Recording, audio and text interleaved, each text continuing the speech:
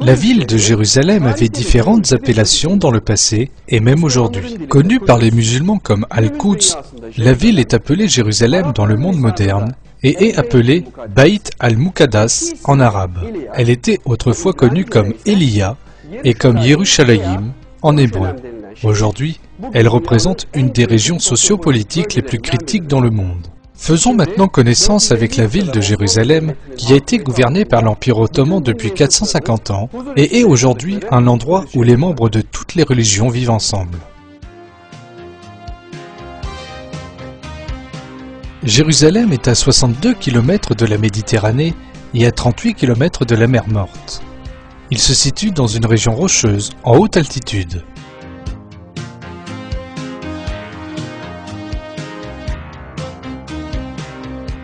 La partie de Jérusalem, connue comme la Vieille Ville, est entourée par des murs d'environ 1 km de long.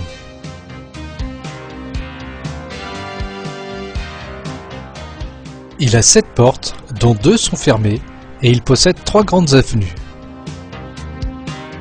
La section du nord est le quartier musulman, celle du nord-ouest appartient aux chrétiens, la région du sud-est est juive, et le quartier du sud-ouest est arménien. Le mont du Temple, dans lequel se trouve la mosquée Al-Aqsa, et le dôme du Rocher, se situent dans le quartier musulman.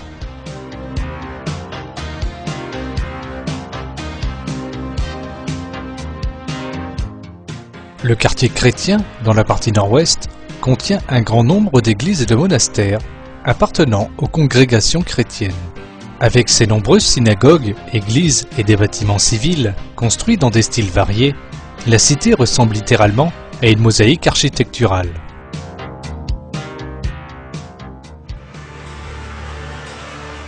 Ce sont ces images qui reviennent d'abord à la mémoire chaque fois que Jérusalem est mentionnée.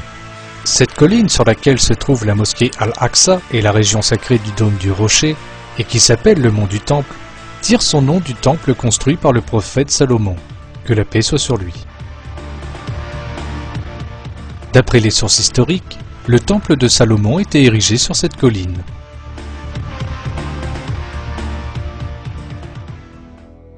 Plus tard, le temple a été détruit par les Babyloniens et la reconstruction d'un nouveau temple dans la même région débuta par le roi juif Hérode en l'an 20 avant Jésus-Christ. Après la mort du roi Hérode, les Romains ont démoli ce deuxième temple en l'an 70 après Jésus-Christ, avec beaucoup de Juifs abattus et le reste exilé.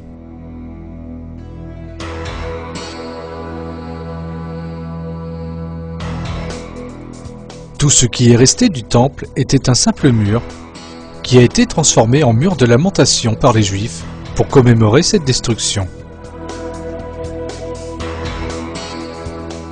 Ce que les Juifs appellent le mur des lamentations et les musulmans appellent le mur al-Bourak est en fait un vestige du temple construit par le roi Hérode. Ce mur, érigé du côté ouest d'Al-Aqsa, est connu comme le mur occidental. La face du mur s'étend de 12 mètres de haut et s'étend davantage de 19 mètres en profondeur. La façade du mur a progressivement été élevée au cours du temps et est montée à ce niveau à ce jour. Le haut du mont est une région sacrée entourée par des murs, comprenant une région d'environ 141 500 mètres carrés et incluant le dôme du Rocher, la mosquée Al-Aqsa, la grotte connue comme le puits des âmes et des structures telles que les mausolées et les fontaines publiques.